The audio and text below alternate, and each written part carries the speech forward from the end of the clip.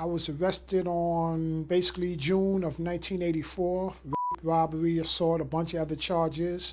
I was convicted the following year and sentenced to 40 years in prison.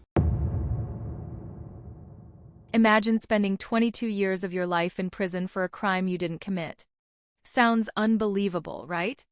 Today, we'll take you on a journey through one of the most shocking true crime stories, a tale that not only changed one man's life, but sparked a nationwide conversation about justice. But first, before we'll jump into this case, don't forget to leave a like because it will help my channel a lot. This is a story about investigative missteps, the limits of human memory, and the determined quest for justice. The night that changed everything. It all began in the early hours of June 23, 1984, in the busy Bronx, New York. A 25-year-old woman, returning from a local grocery store, suddenly found herself caught in a deeply distressing incident. As she stepped out into the fading light, an unknown man appeared. Armed with a blade, he coerced her into a waiting vehicle. The situation quickly escalated as he drove her to a secluded park, where he carried out a violent act involving sexual violence and physical harm. In a final cruel act, the perpetrator caused severe injuries to her face, resulting in lasting damage to one of her eyes. The events of that night would forever change the lives of everyone involved. The investigation unfolds. In the chaotic aftermath, investigators work to reconstruct the events of that troubling night. The victim, understandably shaken and disoriented, was asked to recall every detail. Under intense pressure, she described her attacker as a black man in his late 20s, approximately 5 feet 7 inches to 5 feet 8 inches tall, with short hair and a noticeable mustache. During a photo lineup featuring around 200 images, she identified one particular face, Alan Newton. Later, during a live identification session, she once again singled him out as the individual responsible.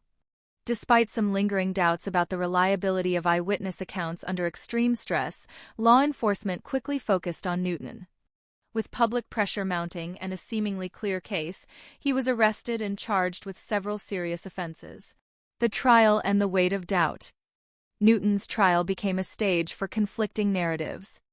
On one side was the victim, whose testimony, affected by trauma, spoke powerfully about her experience.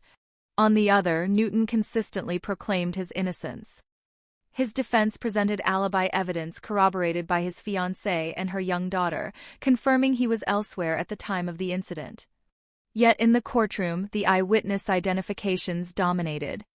In 1985, despite ongoing claims of innocence, Newton was convicted and sentenced to a term ranging from 13 to 40 years.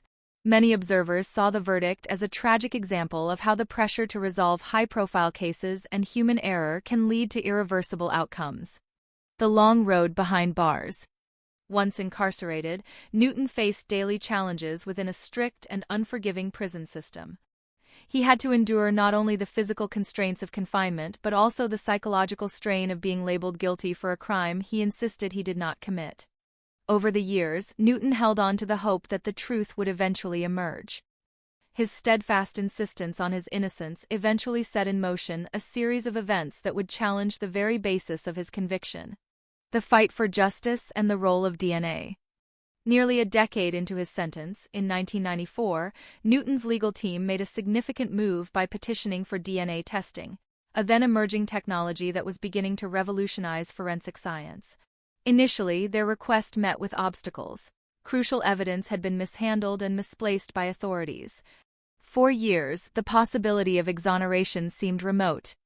Then, in a turning point, the nonprofit Innocence Project became involved.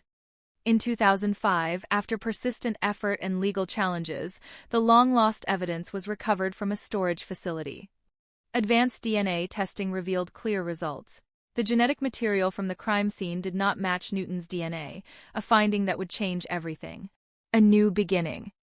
On July 6, 2006, after 22 arduous years behind bars, Alan Newton was officially exonerated and released. The decision sparked widespread discussion about the reliability of eyewitness testimony and highlighted the need for improvements in investigative procedures across the nation. Aftermath and the push for reform. Newton's release was both a relief and a source of ongoing pain. Although free at last, the impact of wrongful imprisonment left deep scars. Following his exoneration, Newton filed a civil suit against the state for violating his rights. Initially, he was awarded a significant settlement intended to compensate for the lost years and hardships endured, a figure later adjusted through further negotiations. More importantly, his case prompted major reforms in New York's criminal justice system. Newton's experience has since served as a catalyst for re-examining procedures for eyewitness identification and evidence handling, inspiring efforts to prevent similar tragedies in the future. Reflections on a flawed system. The story of Alan Newton is not merely a personal tragedy. It is a clear reminder of the imperfections that can exist within our justice system. It challenges us to consider how we might improve the process to ensure that the memories of those under extreme stress do not become the sole basis for life-altering decisions. If you liked this episode, don't forget to leave a like and subscribe. See you in the next one.